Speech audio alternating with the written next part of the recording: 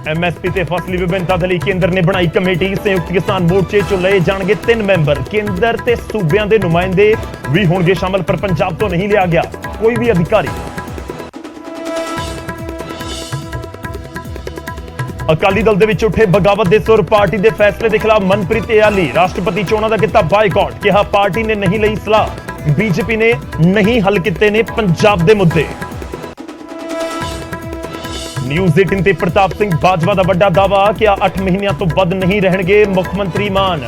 फाइलों नूं लैके भी मुख्यमंत्री नूं दिता चैलेंज, कहा पहला बीजेपी च गए कांग्रेसियां दियां फाइलां खोल के दिखाउण मुख्यमंत्री।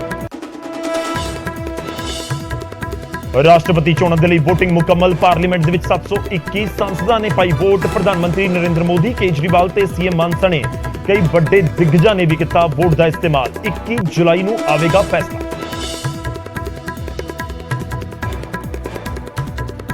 सिमरनजीत सिंह मान ने संगरूर दे एमपी दे वजों लिया हलफ। भगत सिंह ते दिते विवादित बयान ते भी कायम, बोले सच बोलण दे लई नहीं मंगांगा मुआफी। मान ने भगत सिंह नूं कहा सी अतबंद। सिमरनजीत सिंह मान के खिलाफ भगत सिंह के जद्दी पिंड खटकड़ कलां दे विच जबरदस्त प्रदर्शन। बयान नूं दस्सिया शर्मनाक, बोले माफी मंगण मान, नहीं तो करांगे कानूनी कार्रवाई। चन्नी के भाणजे भुपिंदर हनी के खिलाफ नवा परचा। ईडी तो बाद पंजाब पुलिस ने माइनिंग के मामले च दर्ज की एफआईआर। मूसेवाला के कातलों की सीसीटीवी आई सामने। मोगा के पिंड समालसर दे विच दिखे शूटर मनु कोसा ਅਤੇ ਜਗਰੂਪ ਰੂਪਾ। 21 ਜੂਨ ਦੀਆਂ ਤਸਵੀਰਾਂ।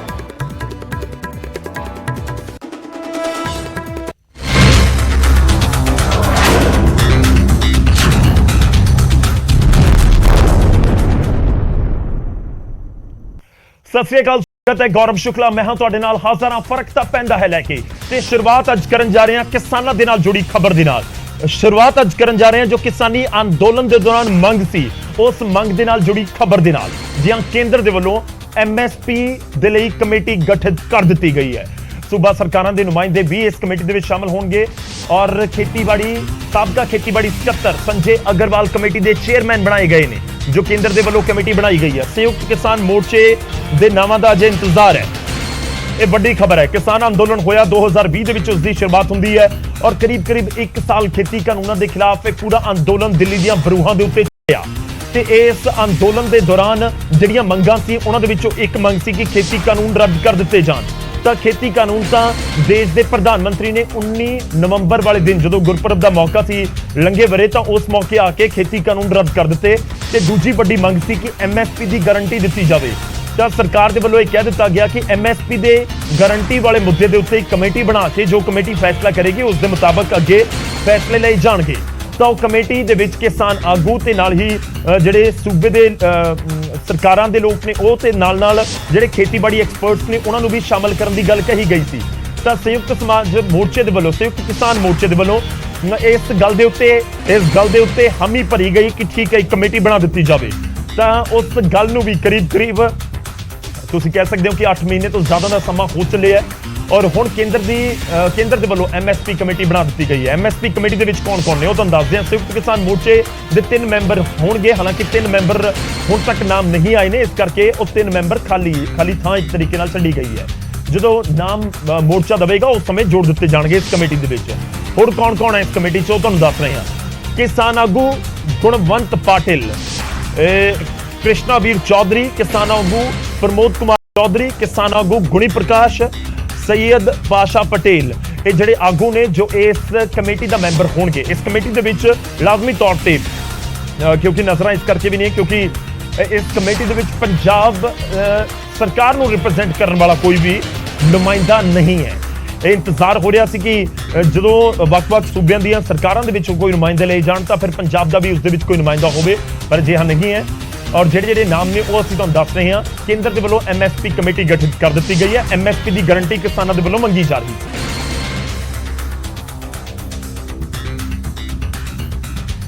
तो हुण कमेटी का एजेंडा की है वह भी तुहानूं दस रहे हैं। इस कमेटी का एजेंडा है कि एमएसपी नूं प्रभावी ते पारदर्शी बनाउण दे लई एक कमेटी सुझाव देगी।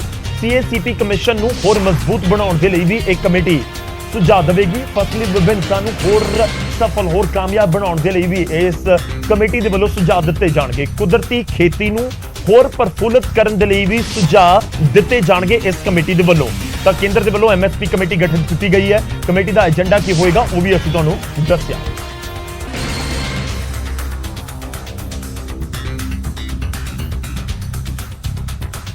ਤਾਂ ਕੇਂਦਰ ਦੇ ਵੱਲੋਂ MSP ਕਮੇਟੀ ਬਣਾ ਦਿੱਤੀ ਗਈ ਹੈ ਤੇ ਇਸ ਵਿਚਾਲੇ ਜਿਹੜੇ ਕਿਸਾਨ ਆਗੂ ਨੇ ਹਰਿੰਦਰ ਸਿੰਘ ਲੱਖੋਵਾਲ ਉਹ ਕੀ ਕੁਝ ਕਹਿ ਰਹੇ ਨੇ ਤੇ ਨਾਲ ਹੀ ਅਕਾਲੀ ਦਲ ਦਾ ਕੀ ਰਿਐਕਸ਼ਨ ਹੈ ਉਹ ਵੀ ਤੁਹਾਨੂੰ ਦੱਸ। ਸਰਕਾਰ ਨੇ ਜੋ MSP ਤੇ ਕਮੇਟੀ ਗਠਨ ਕੀਤੀ ਆ, ਅਸੀਂ ਇਹੋ ਜਿਹੀ ਕਮੇਟੀ ਦੀ ਮੰਗ ਨਹੀਂ ਸੀ ਕਰਦੇ। ਅਸੀਂ ਚਾਹੁੰਦੇ ਸੀ ਵੀ ਕੇਵਲ ਤੇ ਕੇਵਲ MSP ਦੇ ਆਧਾਰਿਤ ਹੀ ਕਮੇਟੀ ਬਣੇ।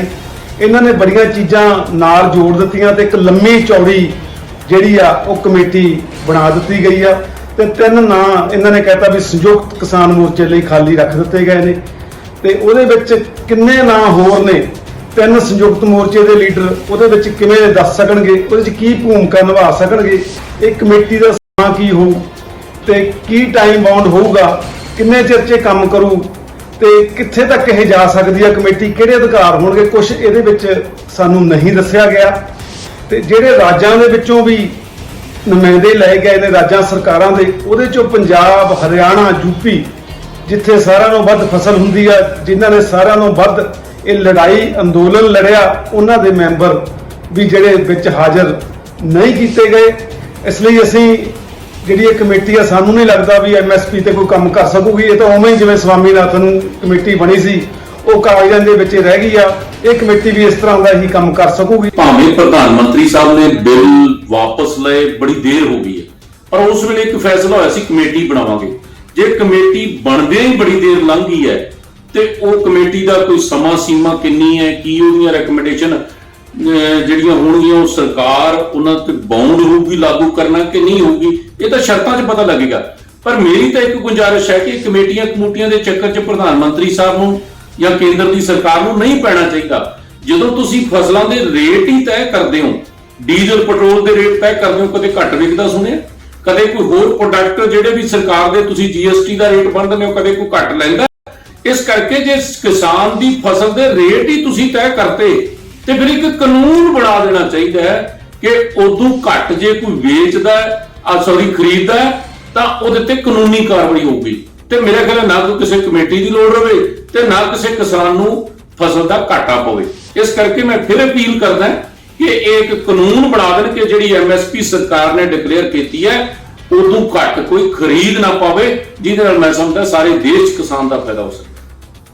ਤਾਂ ਕਿਸਾਨ ਆਗੂਆਂ ਦੇ ਵੱਲੋਂ ਵੀ ਤੇ ਵਿਰੋਧੀ ਜੋ BJP ਦੀਆਂ ਵਿਰੋਧੀ ਪਾਰਟੀਆਂ ਨੇ ਉਹਨਾਂ ਦੇ ਵੱਲੋਂ ਵੀ ਇਸ ਕਮੇਟੀ ਨੂੰ ਲੈ ਕੇ ਸਵਾਲ ਚੁੱਕੇ ਜਾ ਰਹੇ ਨੇ। ਹੁਣ ਸਵਾਲ ਇਹ ਵੀ ਹੈ ਕਿ ਜੇਕਰ ਇਸ ਕਮੇਟੀ ਦੇ ਵਿੱਚ ਪੰਜਾਬ ਦਾ ਨੁਮਾਇੰਦਾ ਨਹੀਂ, ਖੇਤੀ ਪ੍ਰਧਾਨ ਸੂਬੇ ਦਾ ਨੁਮਾਇੰਦਾ ਨਹੀਂ, ਫਿਰ ਫਰਕ ਤਾਂ ਪੈਂਦਾ ਹੈ। ਉਧਰ ਰਾਸ਼ਟਰਪਤੀ ਚੋਣਾਂ ਦੇ ਲਈ VOTING ਤੋਂ ਬਾਅਦ ਹੁਣ ਇੰਤਜ਼ਾਰ 21 ਜੁਲਾਈ ਦਾ, ਜਿਸ ਦਿਨ ਨਤੀਜੇ ਐਲਾਨੇ ਜਾਣਗੇ। VOTING ਪ੍ਰਕਿਰਿਆ ਦੇ ਵਿੱਚ ਦੇਸ਼ ਭਰ ਦੇ 4809 ਵਿਧਾਇਕਾਂ ਤੇ ਸੰਸਦਾਂ ਨੇ ਹਿੱਸਾ ਲਿਆ।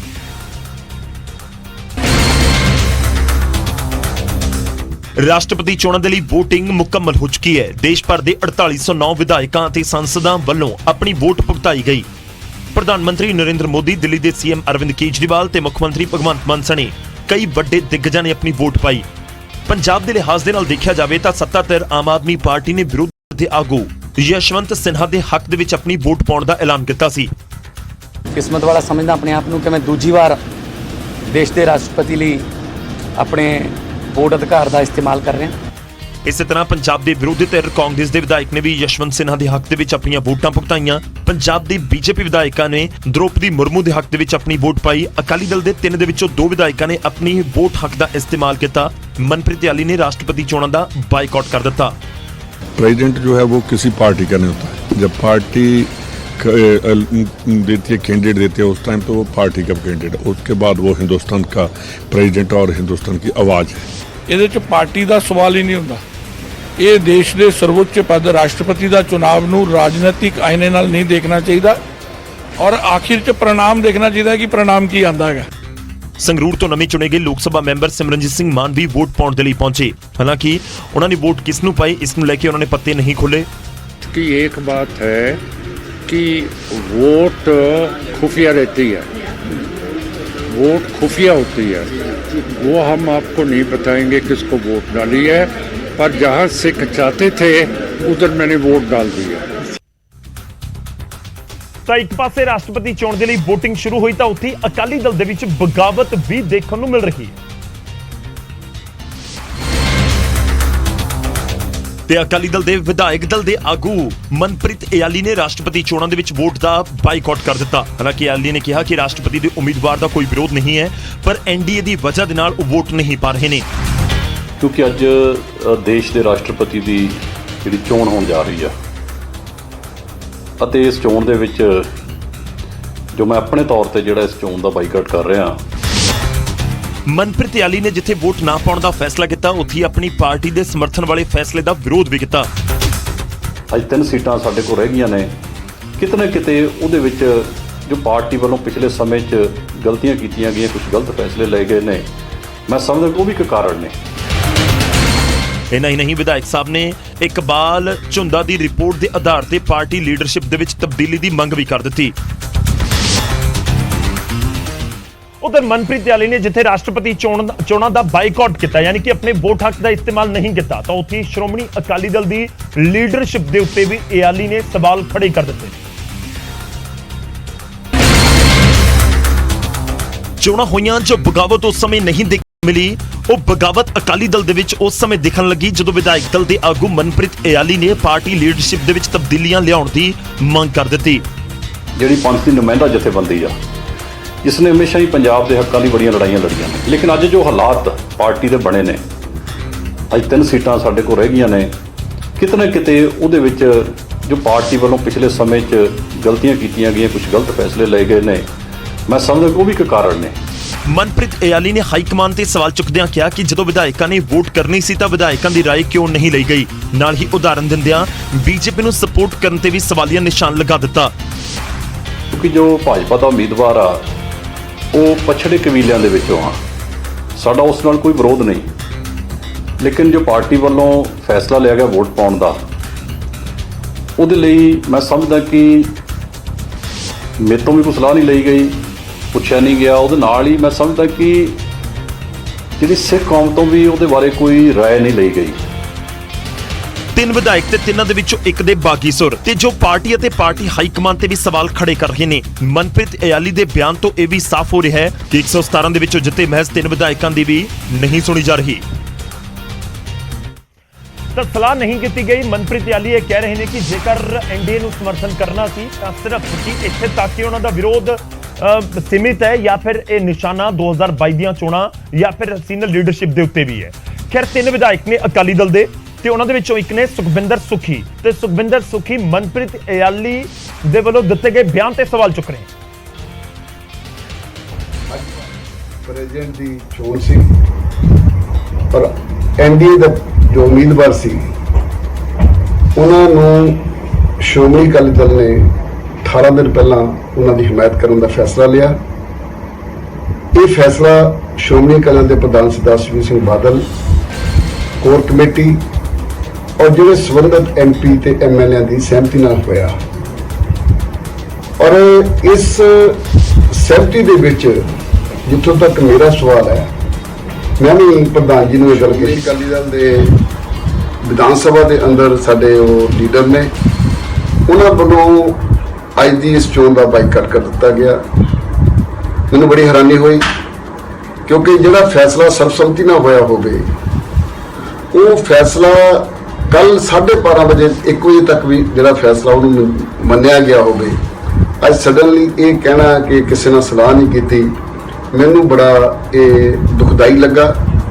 ਕਿਉਂਕਿ ਅਸੀਂ ਕਈ ਵਾਰੀ ਜਿਹੜੀ ਇੱਦਾਂ ਦੀ ਸ਼ੌਹਰਤ, ਜਿਹੜੀ ਫੋਕੀ ਜਿਹੀ ਸ਼ੌਹਰਤ ਹੁੰਦੀ, ਉਹਦੇ ਲਈ ਅਸੀਂ ਕਈ ਵਾਰੀ ਬਹੁਤ ਵੱਡਾ ਮੈਂ ਤਾਂ ਗੁਨਾਹ ਹੀ ਕਹੂੰਗਾ, ਕਿਉਂਕਿ ਪਾਰਟੀ ਦੀ ਪਿੱਠ ਛੁਰਾ ਵੱਜਾ ਇਸ ਵਾਰ। ਕਿਉਂਕਿ ਅੱਜ ਤਾਂ ਪਾਰਟੀ ਨੂੰ ਲੋੜ ਆ ਉੱਦਾਂ ਦੇ ਲੀਡਰਾਂ ਦੀ, ਜਿਹੜੇ ਅਗਾਂਹ ਵਧੂ ਲੀਡਰ ਨੇ। ਨੋ ਡਾਊਟ ਮਨਪ੍ਰੀਤ ਇਆਲੀ ਜੀ ਅਗਾਂਹ ਵਧੂ ਲੀਡਰ ਨੇ, ਪਰ ਅੱਜ ਦਾ ਉਹਨਾਂ ਦਾ ਇਹ ਵਿਹਾਰ ਮੈਂ ਸਮਝਦਾ ਕਿ ਪਾਰਟੀ ਨੂੰ ਪਿੱਛੇ ਲਿਜਾਣ। ਤਾਂ ਰਾਸ਼ਟਰਪਤੀ ਚੋਣਾਂ ਦੇ ਵਿੱਚ ਅਕਾਲੀ ਦਲ ਦੇ 3 ਵਿਧਾਇਕਾਂ ਦੇ ਵਿੱਚੋਂ ਇੱਕ ਨੇ ਤਾਂ ਵੋਟ ਨਹੀਂ ਕੀਤਾ, ਮਨਪ੍ਰੀਤ ਇਆਲੀ ਨੇ। ਹਾਲਾਂਕਿ ਅਕਾਲੀ ਦਲ ਨੇ ਐਨਡੀਏ ਦੇ ਉਮੀਦਵਾਰ ਦ੍ਰੋਪਦੀ ਮੁਰਮੂ ਨੂੰ ਸਮਰਥਨ ਦੇਣ ਦਾ ਐਲਾਨ ਕੀਤਾ ਸੀ। ਹੁਣ 21 ਤਰੀਕ ਨੂੰ ਨਤੀਜੇ ਆਉਣਗੇ ਤੇ 25 ਤਰੀਕ ਨੂੰ द्रौपदी मुर्मू ਜਾਂ ਯਸ਼ਵੰਤ ਸਿਨਹਾ ਦੇ ਵਿੱਚੋਂ ਇੱਕ ਦੇਸ਼ ਦੇ ਰਾਸ਼ਟਰਪਤੀ ਬਣ ਜਾਣਗੇ। ਹਾਲਾਂਕਿ ਜ਼ਿਆਦਾ ਅਸਰ द्रौपदी मुर्मू ਦੇ ਨਜ਼ਰ ਆਉਂਦੇ ਨੇ ਜਿਸ ਤਰੀਕੇ ਨਾਲ ਬੀਜੇਪੀ ਕੋਲ ਨੰਬਰ ਨੇ। ਸਾਡਾ ਅੱਜ ਦਾ ਸਵਾਲ ਰਾਸ਼ਟਰਪਤੀ ਚੋਣਾਂ ਦੇ ਨਾਲ ਹੀ ਜੁੜਿਆ ਹੋਇਆ ਹੈ। ਜੀ ਹਾਂ, ਹੁਣ ਵਾਰੀ ਸਾਡੇ ਅੱਜ ਦੇ ਸਵਾਲ ਦੀ ਹੈ ਤੇ ਅੱਜ ਦਾ ਸਵਾਲ ਹੈ ਕਿ ਸਭ ਤੋਂ ਵੱਧ ਲੰਬੇ ਸਮੇਂ ਲਈ ਭਾਰਤ ਦੇ ਰਾਸ਼ਟਰਪਤੀ ਕੌਣ ਰਹੇ, ਕਿ ਸਭ ਤੋਂ ਵੱਧ ਲੰਬਾ ਟਾਈਮ ਬਤੌਰ ਰਾਸ਼ਟਰਪਤੀ ਕਿਸਨੇ ਸੇਵਾਵਾਂ ਨਿਭਾਈਆਂ ਨੇ। ਚਾਰ ਆਪਸ਼ਨ ਤੁਹਾਨੂੰ ਨੇ, ਇੱਕ ਏ ਡਾਕਟਰ ਸ਼ੰਕਰ ਦਿਆਲ ਸ਼ਰਮਾ, ਬੀ ਡਾਕਟਰ ਰਾਜਿੰਦਰ ਪ੍ਰਸਾਦ, ਸੀ ਜ਼ਾਕਿਰ ਹੁਸੈਨ ਜਾਂ ਡੀ ਗਿਆਨੀ ਜੈਲ ਸਿੰਘ। ਇਹ ਚਾਰ ਨਾਮਾਂ ਦੇ ਵਿੱਚੋਂ ਇੱਕ ਸਹੀ ਆਪਸ਼ਨ ਹੈ। ਇਸ ਪ੍ਰੋਗਰਾਮ ਦੇ ਆਖਿਰ ਦੇ ਵਿੱਚ ਅਸੀਂ ਤੁਹਾਨੂੰ ਸਹੀ ਨਾਮ ਕਿਹੜਾ ਉਹ ਵੀ ਦੱਸਾਂਗੇ ਤੇ ਪੂਰੀ ਜਾਣਕਾਰੀ ਵੀ ਦੇਵਾਂਗੇ ਕਿ ਉਹ ਕਿੰਨੀ ਦੇਰ ਰਹੇ, ਕਦੋਂ ਬਣੇ ਔਰ ਉਹਨਾਂ ਬਾਰੇ ਕੀ ਕੁਝ ਪੂਰੀ ਜਾਣਕਾਰੀ। ਹੁਣ ਅੱਗੇ ਵਧਦੇ ਹਾਂ ਤੇ ਗੱਲ ਹੋਵੇਗੀ ਸਿਮਰਨਜੀਤ ਸਿੰਘ ਮਾਨ ਦੀ। ਜੀ ਹਾਂ, ਸੰਗਰੂਰ ਤੋਂ ਨਵੇਂ ਚੁਣੇ ਗਏ ਐਮਪੀ ਸਿਮਰਨਜੀਤ ਸਿੰਘ ਮਾਨ ਨੇ ਐਮਪੀ ਬਤੌਰ ਐਮਪੀ ਸਹੁੰ ਚੁੱਕ ਲਈ ਹੈ। ਲੋਕ ਸਭਾ ਸਪੀਕਰ ਓਮ ਬਿਰਲਾ ਦੇ ਦਫ਼ਤਰ ਦੇ ਵਿੱਚ ਉਹਨਾਂ ਨੇ ਸਹੁੰ ਚੁੱਕੀ। ਸਿਮਰਨਜੀਤ ਸਿੰਘ ਮਾਨ ਨੇ ਭਾਰਤੀ ਸੰਵਿਧਾਨ ਦੀ ਸਹੁੰ ਚੁੱਕੀ। ਮਾਨ ਖਾਲਿਸਤਾਨੀ ਸਮਰਥਕ ਨੇ। ਇਸ ਵਾਰ ਉਹਨਾਂ ਦੇ ਹੱਥ ਦੇ ਵਿੱਚ ਕਿਰਪਾਨ ਵੀ ਨਹੀਂ ਸੀ, ਜਦੋਂ ਕਿ ਇਸ ਬਾਰੇ ਚਰਚਾ ਸੀ ਕਿ ਸਿਮਰਨਜੀਤ ਸਿੰਘ ਮਾਨ ਨੂੰ ਜੇਕਰ ਵੱਡੀ ਕਿਰਪਾਨ ਲੈ ਕੇ ਜਾਣ ਦੀ ਇਜਾਜ਼ਤ ਨਾ ਮਿਲੀ ਤਾਂ ਉਹ ਸਹੁੰ ਨਹੀਂ ਚੁੱਕਣਗੇ। ਹਾਲਾਂਕਿ ਮਾਨ ਖੁਦ ਇਸ ਗੱਲ ਦਾ ਖੰਡਨ ਕਰ ਚੁੱਕੇ ਨੇ। ਉਹਨਾਂ ਦਾ ਕਹਿਣਾ ਕਿ ਇਸ ਦੇ ਨਾਲ ਸਿੱਖਾਂ ਦੇ ਵਿਚਾਲੇ ਕਨਫਿਊਜ਼ਨ ਪੈਦਾ ਕੀਤੀ ਜਾ ਰਹੀ ਹੈ। ਉਹ ਪਾਰਲੀਮੈਂਟ ਦੇ ਵਿੱਚ ਜਾਣਗੇ ਤੇ ਸਰਕਾਰ ਦਾ ਅਸਲ ਮੁੱਦਿਆਂ ਦੇ ਨਾਲ ਸਾਹਮਣਾ ਕਰਵਾਉਣਗੇ। बंदी का मसला होगा। एक SGPC के इलेक्शन क्यों नहीं हो रहे 11 साल से, और पंजाब का बॉर्डर पाकिस्तान के लिए व्यापार के लिए क्यों नहीं खोल रहे, और जो हमारी गरीब संख्या है वो भूखमरी के ऊपर पहुंची हुई है। हमारे जो किसान हैं वो कर्जाई हो गए हैं। ਦੱਸ ਦਈਏ ਕਿ 1999 ਦੇ ਵਿੱਚ ਸਿਮਰਨਜੀਤ ਸਿੰਘ ਮਾਨ ਨੇ ਪਾਰਲੀਮੈਂਟ ਦੇ ਅੰਦਰ ਕਿਰਪਾਨ ਲੈ ਕੇ ਜਾਣ ਦੀ ਜ਼ਿੱਦ ਪੂਰੀ ਨਾ ਹੋਣ ਦੇ ਉੱਤੇ ਪਾਰਲੀਮੈਂਟ ਦਾ ਅਹੁਦਾ ਹੀ ਛੱਡ ਦਿੱਤਾ ਸੀ। ਮਾਨ ਨੇ ਇਸ ਦੌਰਾਨ ਸੰਗਰੂਰ ਦੇ ਵਿੱਚ ਵਿਕਾਸ ਕਰਵਾਉਣ ਦਾ ਵੀ ਭਰੋਸਾ ਦਿੱਤਾ। ਹਾਲ ਹੀ ਦੇ ਵਿੱਚ ਉਹਨਾਂ ਨੇ ਹਰਿਆਣਾ ਦੇ ਕਰਨਾਲ ਦੇ ਵਿੱਚ ਜਾ ਕੇ ਸ਼ਹੀਦ ਭਗਤ ਸਿੰਘ ਨੂੰ ਦਹਿਸ਼ਤਗਰਦ ਕਿਹਾ ਸੀ, ਜਿਸ ਤੋਂ ਬਾਅਦ ਉਹਨਾਂ ਦੇ ਬਿਆਨ ਦੇ ਉੱਤੇ ਬਵਾਲ ਮਚਿਆ ਹੋਇਆ ਹੈ। ਤਾਂ ਮਾਨ ਆਪਣੇ ਬਿਆਨ ਦੇ ਉੱਤੇ ਜ਼ਰੂਰ ਇਸ ਸਮੇਂ ਕਹਿ ਰਹੇ ਨੇ ਕਿ ਮੈਂ ਉੱਥੇ ਆਪਣੇ ਬਿਆਨ ਦੇ ਉੱਤੇ ਕਾਇਮ ਹਾਂ। ਸ਼ਹੀਦ ਆਜ਼ਮ ਭਗਤ ਸਿੰਘ ਨੂੰ ਲੈ ਕੇ ਦਿੱਤੇ ਵਿਵਾਦਿਤ ਬਿਆਨ ਦੇ ਲਈ ਐਮਪੀ ਸਿਮਰਨਜੀਤ ਸਿੰਘ ਮਾਨ ਵਿਵਾਦਾਂ ਦੇ ਵਿੱਚ ਘਿਰੇ ਹੋਏ ਨੇ, ਪਰ ਮਾਨ ਆਪਣੇ ਬਿਆਨ ਤੇ ਕਾਇਮ ਨੇ ਤੇ ਇਸ ਵਿਚਾਲੇ ਉਹਨਾਂ ਨੂੰ ਵਿਰੋਧ ਦਾ ਸਾਹਮਣਾ, ਜ਼ਬਰਦਸਤ ਵਿਰੋਧ ਦਾ ਸਾਹਮਣਾ ਵੀ ਕਰਨਾ ਪੈ ਰਿਹਾ।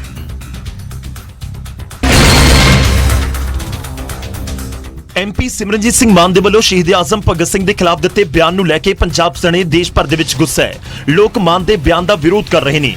ਇਸ ਵਿਰੋਧ ਦੇ ਵਿਚਾਲੇ ਜਦੋਂ ਨਿਊਜ਼ 18 ਦੀ ਟੀਮ ਨੇ ਸਿਮਰਨਜੀਤ ਸਿੰਘ ਮਾਨ ਤੋਂ ਭਗਤ ਸਿੰਘ ਬਾਰੇ ਦਿੱਤੇ ਬਿਆਨ ਤੇ ਸਪਸ਼ਟੀਕਰਨ ਮੰਗਿਆ ਤਾਂ ਮਾਨ ਸਾਹਿਬ ਨੇ ਆਪਣੇ ਬਿਆਨ ਤੇ ਕਾਇਮ ਹੋਣ ਦੀ ਗੱਲ ਦੁਹਰਾ ਦਿੱਤੀ। असेंबली में बम फेंक देता है, SP रैंक के अफसर को, गरीब को मार देता है, और जो हौलदार को मार देता गरीब को, उसको आप क्या कहेंगे? आप बताइए अपनी जुबान से। ਸਿਮਰਨਜੀਤ ਸਿੰਘ ਮਾਨ ਭਾਵੇਂ ਆਪਣੇ ਬਿਆਨ ਤੇ ਖੜੇ ਹੋਣ ਦਾ ਦਮ ਭਰ ਰਹੇ ਨੇ, ਪਰ ਵਿਰੋਧੀ ਧਿਰਾਂ ਮਾਨ ਦੇ ਬਿਆਨ ਦੀ ਨਿਖੇਧੀ ਕਰ ਰਹੀਆਂ ਨੇ। ਬੱਚਾ ਦੇਖਦਾ ਜਾਣਦਾ ਹੈ ਸ਼ਹੀਦ ਭਗਤ ਸਿੰਘ ਦੇਸ਼ ਲਈ ਸ਼ਹੀਦ ਹੋਏ ਨੇ ਕਿ ਸੋ ਸਿਮਰਨਜੀਤ ਸਿੰਘ ਮਾਨ ਨੂੰ ਤੁਰੰਤ ਜਿਹੜੀਆਂ ਟਿੱਪਣੀਆਂ ਨੇ ਵਾਪਸ ਲੈਣੀਆਂ ਚਾਹੀਦੀਆਂ ਨੇ ਔਰ ਦੇਸ਼ ਤੋਂ ਮਾਫੀ ਮੰਗਣੀ ਚਾਹੀਦੀ ਹੈ। ਮੈਨੂੰ ਲੱਗਦਾ ਕਿ ਉਹਨਾਂ ਨੂੰ ਐਸੇ ਬਿਆਨਾਂ ਤੋਂ ਬਚਣਾ ਚਾਹੀਦਾ। ਵਿਸ਼ੇਸ਼ ਕਰਕੇ ਭਗਤ ਸਿੰਘ ਨੂੰ ਦੇਸ਼, ਪੰਜਾਬ ਹੀ ਨਹੀਂ ਪੂਰਾ ਦੇਸ਼ ਜਿਹੜਾ ਨੌਜਵਾਨ ਹੈ ਆਈਕਨ ਮੰਨਦੇ ਨੇ। ਇੱਕ ਕਲਾਬੀ ਨੂੰ ਟੈਰਰਿਸਟ ਕਹਿਣਾ ਮੇਰੇ ਖਿਆਲ ਕਿ ਇਹ ਮਾਨ ਸਾਹਿਬ ਨੂੰ ਸ਼ੋਭਾ ਨਹੀਂ ਦਿੰਦੀ ਇਸ ਏਜ ਦੇ ਵਿੱਚ ਆ ਕੇ। ਸ਼ਹੀਦ ਆਜ਼ਮ ਦੇ ਜੱਦੀ ਪਿੰਡ ਖਟਕੜ ਕਲਾਂ ਦੇ ਵਿੱਚ ਸਿਮਰਨਜੀਤ ਸਿੰਘ ਮਾਨ ਦੇ ਖਿਲਾਫ ਜ਼ਬਰਦਸਤ ਵਿਰੋਧ ਪ੍ਰਦਰਸ਼ਨ ਹੋਇਆ। ਪ੍ਰਦਰਸ਼ਨਕਾਰੀਆਂ ਨੇ ਤਾਂ ਵਿਰੋਧ ਪ੍ਰਦਰਸ਼ਨ ਦਾ ਵੀ ਸਾਹਮਣਾ ਇਸ ਸਮੇਂ ਸਿਮਰਨਜੀਤ ਸਿੰਘ ਮਾਨ ਨੂੰ ਕਰਨਾ ਪੈ ਰਿਹਾ ਹੈ। ਪਰ ਇਸ ਸਭ ਦੇ ਵਿਚਾਲੇ ਅਗਲੀ ਵੱਡੀ ਖਬਰ ਦਾ ਰੁਖ ਕਰਦੇ ਹਾਂ। ਨਿਊਜ਼ 18 ਦੇ ਉੱਤੇ ਪ੍ਰਤਾਪ ਬਾਜਵਾ ਮੁੱਖ ਮੰਤਰੀ ਭਗਵੰਤ ਮਾਨ ਨੂੰ ਚੈਲੰਜ ਕਰਦੇ ਹੋਏ ਨਜ਼ਰ ਆਏ ਨੇ। ਜੀ ਐਕਸਕਲੂਸਿਵ ਗੱਲਬਾਤ ਉਹਨਾਂ ਨੇ ਕੀਤੀ ਨਿਊਜ਼ 18 ਪੰਜਾਬ ਦੇ ਨਾਲ ਤੇ ਉਹਨਾਂ ਨੇ ਕਿਹਾ ਕਿ ਪਹਿਲਾਂ ਬੀਜੇਪੀ ਦੇ ਵਿੱਚ ਜਾਣ ਵਾਲੇ ਲੀਡਰਾਂ ਦੀਆਂ ਫਾਈਲਾਂ ਖੋਲੋ, ਯਾਨੀ ਕਿ ਜਿਹੜੇ ਕਾਂਗਰਸ ਛੱਡ ਕੇ ਬੀਜੇਪੀ ਦੇ ਵਿੱਚ ਚਲੇ ਗਏ ਦੀਆਂ ਫਾਈਲਾਂ ਤੁਸੀਂ ਖੋਲੋ। ਬੀਜੇਪੀ ਦੇ ਵਿੱਚ ਗਏ ਕਾਂਗਰਸੀਆਂ ਦੀਆਂ ਫਾਈਲਾਂ ਖੋਲ ਕੇ ਦਿਖਾਓ, ਉਹਨਾਂ ਦੀਆਂ ਫਾਈਲਾਂ ਤਾਂ ਕੱਢ ਕੇ ਦਿਖਾਓ। ਪ੍ਰਤਾਪ ਬਾਜਵਾ ਮੁੱਖ ਮੰਤਰੀ ਭਗਵੰਤ ਮਾਨ ਨੂੰ ਇਹ ਚੈਲੰਜ ਕਰਦੇ ਹੋਏ ਨਜ਼ਰ ਆਏ। ਉਹਨਾਂ ਨੇ ਕਿਹਾ ਕਿ ਬੀਜੇਪੀ ਵਾਲਿਆਂ ਤੋਂ ਡਰਦੇ ਨੇ ਭਗਵੰਤ ਮਾਨ, ਸਿਆਸੀ ਪਾਰਟੀਆਂ ਨੂੰ ਡਰਾਉਣਾ ਬੰਦ ਕਰੋ। ਇਹ ਪੂਰੀ ਗੱਲਬਾਤ ਵੱਖ-ਵੱਖ ਮੁੱਦਿਆਂ ਨੂੰ ਲੈ ਕੇ ਹੋਈ, ਕਿਉਂਕਿ ਬੀਜੇਪੀ ਦੇ ਵਿੱਚ ਗਏ ਨੇ ਕਾਂਗਰਸ ਦੇ ਕਈ ਆਗੂ, ਜਿਨ੍ਹਾਂ ਦੇ ਵਿੱਚ ਸੁਨੀਲ ਜਾਖੜ ਵੀ ਨੇ, ਉਹਨਾਂ ਦੇ ਵਿੱਚ ਬਲਬੀਰ ਸਿੱਧੂ ਵੀ ਨੇ, ਸਾਬਕਾ ਮੰਤਰੀ ਕਈ ਰਾਜਕੁਮਾਰ ਵੇਰਕਾ ਵੀ ਨੇ, ਜੋ ਕਿ ਬੀਜੇਪੀ ਦੇ ਵਿੱਚ ਚਲੇ ਗਏ, ਬੀਜੇਪੀ ਦੇ ਵਿੱਚ ਸ਼ਾਮਲ ਹੋ ਗਏ। ਤਾਂ ਹੁਣ ਸਵਾਲ ਇਹ ਇਸ ਕਰਕੇ ਵੀ ਉੱਠ ਰਹੇ ਨੇ ਕਿਉਂਕਿ ਸਾਧੂ ਸਿੰਘ ਧਰਮਸੋਤ ਨੂੰ ਅਰੈਸਟ ਕਰ ਲਿਆ ਗਿਆ, ਸੰਗਤ ਸਿੰਘ ਗਿਲਜੀਆਂ ਦੇ ਉੱਤੇ ਜੰਗਲਾਤ ਵਿਭਾਗ ਦੇ ਵਿੱਚ ਘਪਲੇ ਦੇ ਇਲਜ਼ਾਮਾਂ 'ਚ ਪਰਚਾ ਹੋਇਆ। ਉਹਨਾਂ ਨੂੰ ਫਿਲਹਾਲ ਹਾਈ ਕੋਰਟ ਤੋਂ ਬੇਸ਼ੱਕ ਰਾਹਤ ਮਿਲੀ ਹੋਵੇ, ਉਸ ਤੋਂ ਬਾਅਦ ਉਹਨਾਂ ਦੇ ਭਤੀਜੇ ਦਲਜੀਤ ਗਿਲਜੀਆਂ ਨੂੰ ਗ੍ਰਿਫਤਾਰ ਕੀਤਾ ਹੋਇਆ ਹੈ। ਤਾਂ ਇਸ ਵਿਚਾਲੇ ਪ੍ਰਤਾਪ ਬਾਜਵਾ ਕਹਿ ਰਹੇ ਨੇ ਕਿ ਜਿਹੜੇ ਬੀਜੇਪੀ ਚਲੇ ਗਏ ਉਹਨਾਂ ਦੇ ਉੱਤੇ ਐਕਸ਼ਨ ਪੰਜਾਬ ਸਰਕਾਰ ਨਹੀਂ ਕਰ ਰਹੀ। ਜਿੱਥੋਂ ਤੱਕ ਭਗਵੰਤ ਸਿੰਘ ਮਾਨ ਜੀ ਦਾ ਕਹਿਣਾ ਕਿ ਕੱਲੇ ਦੀ ਫਾਈਲ ਆ ਰਹੀ ਹੈ, ਮੈਂ ਵੈਲਕਮ ਕਰਾਂਗਾ, ਬਟ ਮੇਰਾ ਇੱਕ ਚੈਲੰਜ ਵੀ ਉਹਨਾਂ ਜਿਹੜੇ ਕੁਝ ਸਾਡੇ ਲੋਕ ਛੱਡ ਕੇ ਭਾਜਪਾ 'ਚ ਗਏ ਨੇ, ਆਓ ਹਾਂ ਪਹਿਲੇ ਉਹਨਾਂ ਦੀ ਕੋਈ ਫਾਈਲ ਕੱਢ ਕੇ ਵਿਖਾਓ ਕਿ ਕੀ ਭਾਜਪਾ 'ਚ ਜਾਣਾ, ਕਿਉਂਕਿ ਸਭ ਭਗਵੰਤ ਮਾਨ ਜੀ ਦਾ ਕਹਿਣਾ ਸੰਗਰੂਰ ਦੀਆਂ ਇਲੈਕਸ਼ਨਾਂ 'ਚ ਕਿ ਮੈਂ ਇੱਕ ਮੰਤਰੀ ਜਿਹੜਾ ਹੈ ਉਹਨੂੰ 3 ਵਜੇ ਤਾਂ ਗ੍ਰਿਫਤਾਰ ਕੀਤਾ ਕਿ 4 ਵਜੇ ਦਿਨ ਚੜ੍ਹਦਿਆਂ ਨੂੰ ਉਹ ਭਾਜਪਾ ਚੱਲਿਆ ਸੀ। ਤੇ ਮੈਂ ਉਹਨਾਂ ਨੂੰ ਇਹ ਸਵਾਲ ਕੀਤਾ ਸੀ ਕਿ ਮੈਕਸੀਕੋ ਦਾ ਬਾਰਡਰ ਹੈ ਕਿ ਜਿਹੜਾ ਮੈਕਸੀਕੋ ਦੀ ਕੰਧ ਟੱਪ ਜਾਏ ਅਮਰੀਕਾ 'ਚ ਪਹੁੰਚੇ ਤੇ ਉਹਨੂੰ ਵੀਜ਼ਾ ਮਿਲ ਜਾਂਦਾ, ਤੁਸੀਂ ਫੜ ਨਹੀਂ ਸਕਦੇ। ਕਿਸ ਕਿਸਮ ਦੀ ਫਾਈਲ ਦੀ ਗੱਲ ਕਰਦੇ ਨੇ? ਫਿਰ ਅਸੀਂ ਵੈਲਕਮ ਕਰਨਾ, ਤੁਸੀਂ ਜ਼ਰੂਰ ਕਰੋ। ਮੈਂ ਇੱਕ ਮਿੰਟ ਮੈਂ ਇਹ ਵੀ ਗੱਲ ਕਹਾਂਗਾ ਕਿ ਭਗਵੰਤ ਸਿੰਘ ਮਾਨ ਜੀ ਬੜਾ ਵੱਡਾ ਚੈਲੰਜ, ਮੈਂ ਤੁਹਾਡੇ ਟੀਵੀ ਚੈਨਲ ਦੇ ਜ਼ਰੀਏ ਦੱਸਣਾ ਚਾਹੁੰਦਾ, 24 ਇਹੋ ਜਿਹੇ ਮਿਨਿਸਟਰ ਤੇ ਐਮਐਲਏਜ਼ ਨੇ ਕੇਜਰੀਵਾਲ ਸਾਹਿਬ ਦੀ ਸਰਕਾਰ ਦੇ ਜਿਹੜੇ ਭਾਜਪਾ ਵਾਲਿਆਂ ਨੇ, ਬੀਜੇਪੀ ਨੇ, ਤੇ ਹਾਲ ਜੇਲ੍ਹ ਵਿੱਚ ਕੇਸਿਸ ਰਜਿਸਟਰ ਕਰਕੇ ਦਿੱਤੇ ਇਹਨਾਂ ਅੰਦਰ। 11 ਇਹਨਾਂ ਦੇ ਇਹੋ ਜਿਹੇ ਐਮਐਲਏ ਪ੍ਰੈਜ਼ੈਂਟ ਗਵਰਨਮੈਂਟ ਜਿਨ੍ਹਾਂ ਨੇ ਮਾਲਵੇ ਦੇ ਵਿੱਚ ਟਰੱਕ ਯੂਨੀਅਨਸ ਬਣਾਈਆਂ ਜਿਹੜੀ 2 ਕਰੋੜ ਤੋਂ 7 ਕਰੋੜ ਦੀ ਆਮਦਨ ਹੈ। 2 ਇਹਨਾਂ ਕੋਲ ਇਹੋ ਜਿਹੇ ਮਾਜਰੇ ਨੇ ਜਿਨ੍ਹਾਂ ਨੂੰ ਈਡੀ ਲੱਭਦੀ ਫਿਰਦੀ ਹੈ। 2 ਇਹਨਾਂ ਦੇ ਮੰਤਰੀ ਨੇ, ਇੱਕ ਦਿੱਲੀ ਦਾ ਇੱਥੋਂ ਦਾ ਜਿਹੜਾ ਜੇਲ੍ਹਾਂ ਦੇ ਵਿੱਚ ਹੁਣੇ ਹੀ ਜ਼ਮਾਨਤੀ ਆਏ ਨੇ ਤੇ ਇੱਕ ਅਜੇ ਅੰਦਰ ਪਿਆ, ਤੇ ਇੱਕ ਇਹੋ ਜਿਹਾ ਐਮਐਲਏ ਹੈ ਜਿਹੜਾ ਪਰਿਵਾਰ ਸਮੇਤ 3 ਸਾਲ ਕੈਦ ਹੋਇਆ। ਅਜੇ ਤੇ ਕੰਮ ਤੁਹਾਡਾ ਸ਼ੁਰੂ ਹੀ ਹੋਇਆ। ਤੁਸੀਂ ਫਾਈਲਾਂ ਜ਼ਰੂਰ ਬਣਾਓ, ਬਹੁਤ ਚੰਗੀ ਗੱਲ। ਤਾਂ ਬਾਜਵਾ ਦੇ ਵੱਲੋਂ ਇਹ ਸਵਾਲ ਚੁੱਕੇ ਜਾ ਰਹੇ ਨੇ। ਹੁਣ ਸਵਾਲ ਇਹੀ ਹੈ ਕਿ ਜਿਹੜੇ ਬੀਜੇਪੀ ਦੇ ਵਿੱਚ ਚਲੇ ਗਏ ਕਿ ਉਹਨਾਂ ਦੇ ਵੱਲੋਂ ਕੋਈ ਕਰਪਸ਼ਨ ਕੀਤੀ ਗਈ, ਕਿ ਬਾਜਵਾ ਇਸ ਦੀ ਵੀ ਤਸਦੀਕ ਇੱਕ ਤਰੀਕੇ ਨਾਲ ਕਰ ਰਹੇ ਨੇ। ਖੈਰ ਇਲਜ਼ਾਮਾਂ ਦੀ ਝੜੀ ਹੈ ਤੇ ਇਸ ਵਿਚਾਲੇ ਚੈਲੰਜ ਵੀ ਕੀਤਾ ਜਾ ਰਿਹਾ ਹੈ ਮੁੱਖ ਮੰਤਰੀ ਭਗਵੰਤ ਮਾਨ ਨੂੰ। ਖੈਰ ਜਦੋਂ ਵਿਰੋਧੀ ਧਿਰ ਦਾ ਆਗੂ ਹਾਕਮ ਧਿਰ ਦੇ ਆਗੂ ਨੂੰ ਮੁੱਖ ਮੰਤਰੀ ਨੂੰ ਚੈਲੰਜ ਕਰੇ ਫਿਰ ਫਰਕ ਤਾਂ ਪੈਂਦਾ ਹੈ। ਉਧਰ ਜੰਗਲਾਤ ਘੁਟਾਲੇ ਦੇ ਇਲਜ਼ਾਮਾਂ ਦੇ ਵਿੱਚ ਘਿਰੇ ਸਾਬਕਾ ਕਾਂਗਰਸੀ ਮੰਤਰੀ ਸੰਗਤ ਸਿੰਘ ਗਿਲਜੀਆਂ ਨੂੰ ਥੋੜੀ ਰਾਹਤ ਅਦਾਲਤ ਤੋਂ ਜ਼ਰੂਰ ਮਿਲੀ।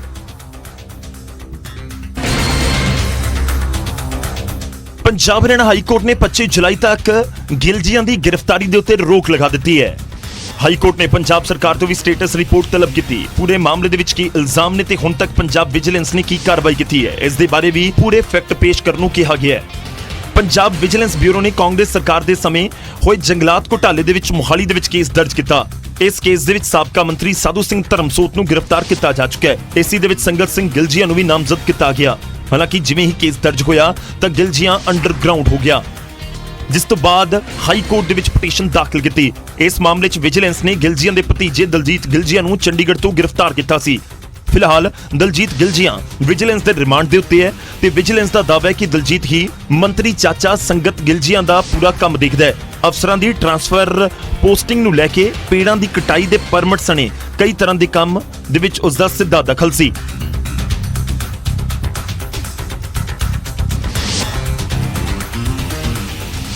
ਸੰਗਤ ਸਿੰਘ ਗਿਲਜੀਆਂ ਦੇ ਕੋਲ ਇਹ ਵਿਭਾਗ ਜ਼ਿਆਦਾ ਦੇਰ ਨਹੀਂ ਰਿਹਾ ਸੀ। ਸੰਗਤ ਸਿੰਘ ਗਿਲਜੀਆਂ ਮੰਤਰੀ ਕੁਝ ਮਹੀਨਿਆਂ ਦੇ ਲਈ ਬਣੇ।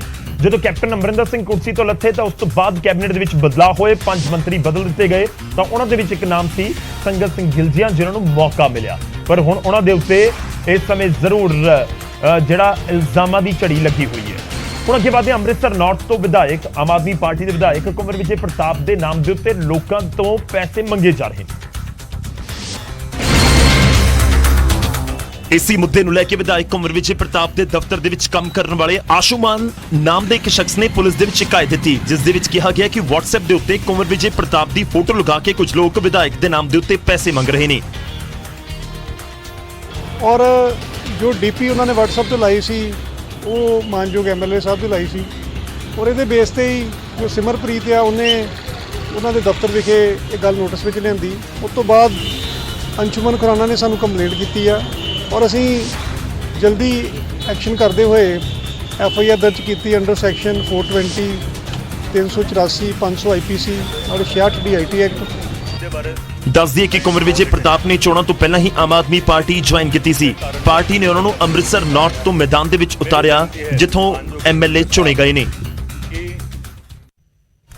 ਤਾਂ ਸਾਬਕਾ ਅਧਿਕਾਰੀ ਨੇ ਮੌਜੂਦਾ ਸਮੇਂ ਦੇ ਵਿੱਚ ਐਮਐਲਏ ਨੇ ਕੁੰਵਰ ਵਿਜੇ ਪ੍ਰਤਾਪ, ਪਰ ਸਵਾਲ ਇਹ ਹੈ ਕਿ ਜੇਕਰ ਤੁਹਾਡੇ ਕੋਲ ਵੀ ਕਿਸੇ ਦੀ ਕਾਲ ਆਵੇ ਔਰ ਫੋਟੋ ਲੱਗੀ ਹੋਵੇ ਕਿਸੇ ਅਹਿਮ ਸ਼ਖਸੀਅਤ ਦੀ, ਚਾਹੇ ਵਿਧਾਇਕ ਹੋਣ, ਮੰਤਰੀ ਹੋਣ ਜਾਂ ਕੋਈ ਹੋਰ ਵੀ ਹੋਵੇ, ਤਾਂ ਭਰੋਸਾ ਨਾ ਕਰੋ, ਕਿਉਂਕਿ ਫੋਟੋ ਤਾਂ ਬਹੁਤ ਈਜ਼ੀਲੀ ਅਵੇਲੇਬਲ ਹੈ, ਗੂਗਲ ਤੋਂ ਵੀ ਮਿਲ ਜਾਂਦੀ ਹੈ। ਫੋਟੋ ਚਿਪਕਾ ਕੇ WhatsApp ਦੇ ਉੱਤੇ ਕੋਈ ਵੀ ਕਾਲ ਕਰ ਸਕਦਾ, ਇਸ ਲਈ ਸਤਰਕ ਜ਼ਰੂਰ ਰਹੋ। ਹੁਣ ਅੱਗੇ ਵਧਦੇ ਹਾਂ ਤੇ ਵਾਰੀ ਅੱਜ ਦੇ ਇਤਿਹਾਸ ਦੀ। 18 ਜੁਲਾਈ ਦਾ ਇਤਿਹਾਸ ਕੀ ਹੈ ਉਹ ਤੁਹਾਨੂੰ ਦੱਸਦੇ ਹਾਂ। 18 ਜੁਲਾਈ ਦਾ ਇਤਿਹਾਸ ਹੈ, ਇਸ ਨੂੰ ਵਿਸ਼ਵ ਮੰਡੇਲਾ ਦਿਵਸ ਦੇ ਤੌਰ ਦੇ ਉੱਤੇ 18 ਜੁਲਾਈ ਦਾ ਦਿਨ ਮਨਾਇਆ ਜਾਂਦਾ ਹੈ। ਨੈਲਸਨ ਮੰਡੇਲਾ ਦੇ ਨਾਮ ਦੇ ਉੱਤੇ ਇਹ ਦਿਨ ਮਨਾਇਆ ਜਾਂਦਾ ਹੈ। ਨੈਲਸਨ ਮੰਡੇਲਾ ਦੱਖਣੀ ਅਫਰੀਕਾ ਦੇ ਪਹਿਲੇ ਰਾਸ਼ਟਰਪਤੀ ਸਨ, ਜਿਨ੍ਹਾਂ ਰੰਗ ਭੇਦ ਵਿਰੋਧੀ ਸੰਘਰਸ਼ ਦੇ ਕਾਰਨ ਰੋਬੇਨ ਟਾਪੂ ਤੇ 27 ਸਾਲ ਜੇਲ੍ਹ ਦੇ ਵਿੱਚ ਬਿਤਾਏ, ਪਰ ਉਹਨਾਂ ਨੇ ਖੁਦ ਕਦੇ ਹਾਰ ਨਹੀਂ ਮੰਨੀ। ਮੰਡੇਲਾ 10 ਮਈ 1994 ਤੋਂ 14 ਜੂਨ 1999 ਤੱਕ ਦੱਖਣੀ ਅਫਰੀਕਾ ਦੇ ਫਿਰ ਰਾਸ਼ਟਰਪਤੀ ਰਹੇ। ਉਹਨਾਂ ਦੀ ਸਰਕਾਰ ਨੇ ਵਰ੍ਹਿਆਂ ਤੋਂ ਚੱਲੀ ਆ ਰਹੀ ਰੰਗ ਭੇਦ ਨੀਤੀ ਨੂੰ ਖਤਮ ਕਰਨ ਅਤੇ ਅਫਰੀਕਾ ਦੀ ਧਰਤੀ ਤੋਂ ਬਾਹਰ ਕੱਢਣ ਦੇ ਲਈ ਬਹੁਤ ਕੰਮ ਕੀਤਾ। ਸੰਯੁਕਤ ਰਾਸ਼ਟਰ ਨੇ ਉਹਨਾਂ ਦੇ ਜਨਮ ਦਿਨ ਨੂੰ ਨੈਲਸਨ ਮੰਡੇਲਾ ਕੌਮਾਂਤਰੀ ਦਿਵਸ ਦੇ ਵਜੋਂ ਮਨਾਉਣ ਦਾ ਫੈਸਲਾ ਕੀਤਾ ਹੋਇਆ ਹੈ ਅਤੇ ਇਹ ਦਿਨ ਪਹਿਲੀ ਵਾਰ 2010 ਦੇ ਵਿੱਚ ਮਨਾਇਆ ਗਿਆ ਸੀ। ਇਸ ਤੋਂ ਬਾਅਦ ਹਰ ਸਾਲ ਵਿਸ਼ਵ ਮੰਡੇਲਾ ਦਿਵਸ, ਨੈਲਸਨ ਮੰਡੇਲਾ ਦੇ ਨਾਮ ਦੇ ਉੱਤੇ ਵਿਸ਼ਵ ਮੰਡੇਲਾ ਦਿਵਸ ਮਨਾਇਆ ਜਾਂਦਾ ਹੈ।